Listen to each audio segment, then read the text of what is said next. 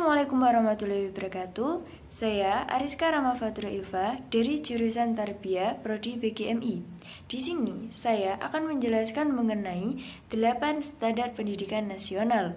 Yang pertama, standar isi. Apakah standar isi itu? Standar isi ialah kriteria yang mencakup ruang lingkup materi dan tingkat kompetensi untuk mencapai kompetensi kelulusan, yang bertujuan untuk meningkatkan kualitas pendidikan pengembangan potensi peserta didik. Isi dari standar isi ialah mempunyai 2 tingkatan. Tingkatan apakah itu? Tingkatan kompetensi dan tingkatan kompetensi isi. Contoh dari kegiatan isi yaitu 1. Melakukan pengembangan kurikulum sesuai ketentuan SNP. Yang kedua, menyusun kalender pendidikan beserta beban belajar. Ketiga, membuat sistem penilaian di setiap mata pelajaran. Yang keempat, mengulas kurikulum sekolah. Kelima, mempersiapkan bahan ajar, baik secara visual maupun audio. Yang keenam, mengulas silabus dan RPP. Dan yang terakhir, nomor 7, pembuatan modul dan LKS, lembar kerja siswa. Yang kedua, standar proses. Standar proses yaitu kriteria yang mengenai pelaksanaan pembelajaran pada satuan pendidikan dasar dan satuan dasar menengah untuk mencapai kompetensi kelulusan. Standar proses itu mempunyai tujuan. Apakah tujuannya? Tujuannya yaitu 1. Memudahkan guru dalam membuat perencanaan di sekolah, baik perencanaan semester atau tahunan. Yang kedua, memudahkan kepala sekolah dalam memantau keberhasilan proses pembelajaran di sekolah. Yang ketiga, mengarahkan proses belajar peserta didik agar mengacu pada tujuan akhir yang hendak dicapai. Standar proses mempunyai komponen. Apakah itu komponen? Komponen dari standar proses yaitu sebagai berikut. Yang pertama, perencanaan pembelajaran. Pelaksanaan proses pembelajaran atau kegiatan yang termasuk standar proses meliputi kegiatan yang sudah dirumuskan di dalam RPP, meliputi kegiatan pendahuluan, kegiatan inti, dan kegiatan penutup. Yang kedua, B. Penilaian hasil pembelajaran. Dan yang terakhir, C. Pengawasan proses pembelajaran kegiatan, meliputi pemantauan, supervisi, evaluasi, pelaporan, tindak lanjut. Ketiga, standar penilaian. Apakah standar penilaian itu? Standar penilaian ialah kriteria mengenai lingkup, tujuan, manfaat, prinsip, mekanisme, prosedur, dan instrumen penilaian hasil peserta didik, yang bertujuan untuk menciptakan proses penilaian yang mengarah pada tercapainya standar kompetensi kelulusan. Isi dari standar penilaian antara lain, yang pertama, aspek penilaian yang meliputi aspek sikap, aspek pengetahuan, dan aspek keterampilan.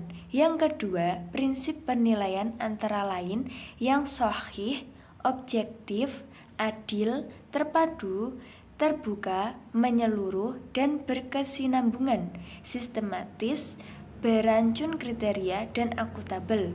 Yang ketiga, mekanisme penilaian, yaitu mekanisme penilaian oleh tenaga pendidik, mekanisme penilaian oleh unit satuan pendidikan, mekanisme penilaian oleh pemerintah.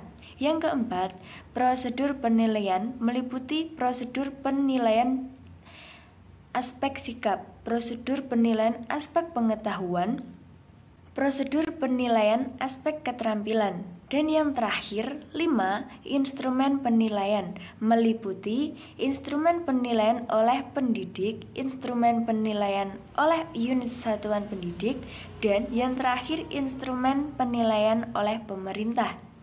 Dan yang keempat, standar kompetensi kelulusan atau lulusan. Apakah itu standar kompetensi lulusan? Standar kompetensi lulusan ialah kriteria yang mengenai kualifikasi kemampuan lulusan yang menyangkut sikap, pengetahuan, dan keterampilan. yang berfungsi untuk menjadi pedoman penilaian untuk menentukan kelulusan peserta didik.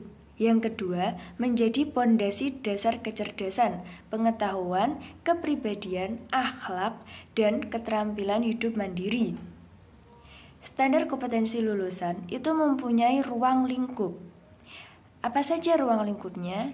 Yang pertama, satuan pendidikan terdiri dari SD, MI, SDLB, dan paket A. Yang kedua, itu tingkat SMP, MTS, SMPLB, dan paket B. Dan yang terakhir, ketiga, yaitu tingkat SMA, MA, SMK, SMALB, dan paket C. Kedua, kelompok mata pelajaran terdiri dari agama dan akhlak, kewarganegaraan dan budi pekerti, ilmu pengetahuan dan teknologi, estetika, dan jasmani olahraga dan kesehatan. Yang terakhir, ketiga, mata pelajaran. Di sini, standar kompetensi lulusan dari berbagai jenjang, antara lain sebagai berikut. Yang pertama, ada SD, MI, SDLB, dan paket C. Yang kedua, ada SMP, MTS, SMPLB, dan paket B. Dan yang ketiga, ada SMA, MA, SMALB, atau paket C. Terakhir, ada SMK atau MAK. Kelima, standar pendidik dan tenaga kependidikan, yaitu kriteria profesional yang harus dipenuhi oleh seorang pendidik dan tenaga kependidikan, baik prajabatan maupun dalam masa jabatan, yang bertujuan untuk mengatur kualifikasi seorang PTK agar diperoleh SDM yang unggul di bidang pendidikan dan merata di seluruh wilayah Indonesia. Di sini, standar pendidik dan tenaga kependidikan memiliki komponen. Apa saja komponen dari standar pendidik dan tenaga kependidikan? Yang pertama, standar kualifikasi akademik dan kompetensi guru. Yang kedua, standar kepala sekolah atau madrasah. Ketiga, standar pengawas sekolah atau madrasah. Yang keempat, standar tenaga administrasi sekolah atau madrasah. Yang kelima, standar tenaga perpustakaan sekolah atau madrasah. Yang keenam, standar kualifikasi akademik dan kompetensi konselor. Yang ketujuh, standar penguji pada kursus dan pelatihan. Yang kedelapan, standar kualifikasi pembimbing pada kursus dan pelatihan. Yang kesembilan, standar pengelola kursus dan pelatihan. Yang kesepuluh, standar tenaga administrasi pendidikan pada program paket A, paket B, dan paket C. Dan yang terakhir, ke-11, standar pengelola pendidikan pada program paket A, B, dan paket C. Yang keenam, standar pengelolaan. Standar pengelolaan merupakan salah satu standar pendidikan nasional yang mengatur perencanaan, pelaksanaan, dan pengawasan kegiatan pendidikan yang bertujuan untuk mengarahkan sekolah atau madrasah agar memiliki tata kelola yang efektif, efisien, akuntabel, dan sistematis. Isi dari standar pengelolaan yaitu A. Perencanaan program. Yang B. Pelaksanaan rencana kerja. C. Pengawasan dan evaluasi. D. Kepemimpinan sekolah atau madrasah. Dan yang ke E. Sistem informasi dan manajemen. Dan yang terakhir F. Penilaian khusus. Yang ketujuh, standar pembiayaan pendidikan. Apakah yang dimaksud dengan standar pembiayaan pendidikan? Standar pembiayaan pendidikan ialah biaya minimum yang diperlukan sebuah satuan pendidikan agar dapat melaksanakan kegiatan pendidikan selama 1 tahun.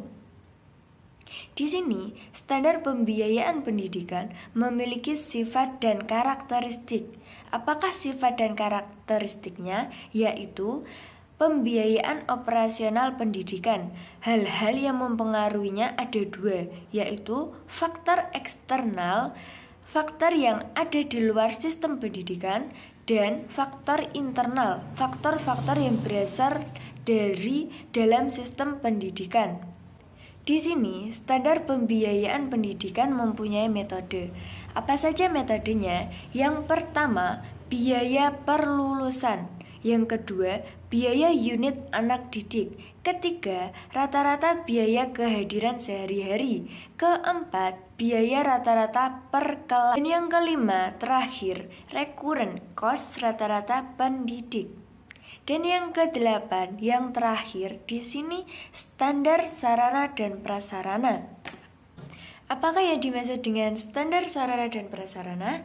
Yaitu kriteria minimal yang harus dipenuhi berkaitan dengan tempat belajar, tempat berolahraga, tempat ibadah, laboratorium, perpustakaan, bengkel kerja, tempat bermain, dan tempat yang lainnya di suatu instansi pendidikan seperti sekolah, yang bertujuan untuk memudahkan suatu unit satuan pendidikan untuk menyediakan sarana dan prasarana yang dibutuhkan oleh peserta didik di sekolahan. Standar sarana dan prasarana itu memiliki isi, yaitu standar sarana dan prasarana dasar atau madrasah ibtidaiyah, sekolah menengah pertama atau madrasah sanawiyah SME atau MTS, dan sekolah menengah atas atau madrasah aliyah SMA atau MA. Yang kedua, standar sarana dan prasarana sekolah menengah kejuruan atau madrasah aliyah kejuruan SMA atau MAK. Dan yang terakhir, C atau yang ketiga, standar sarana dan prasarana sekolah luar biasa atau yang disebut juga dengan SDLB, SMPLB, atau SMALB. Baik, itu tadi penjelasan dari saya mengenai 8 standar pendidikan nasional. Kurang lebihnya mohon maaf. Sekian, terima kasih. Wassalamualaikum warahmatullahi wabarakatuh.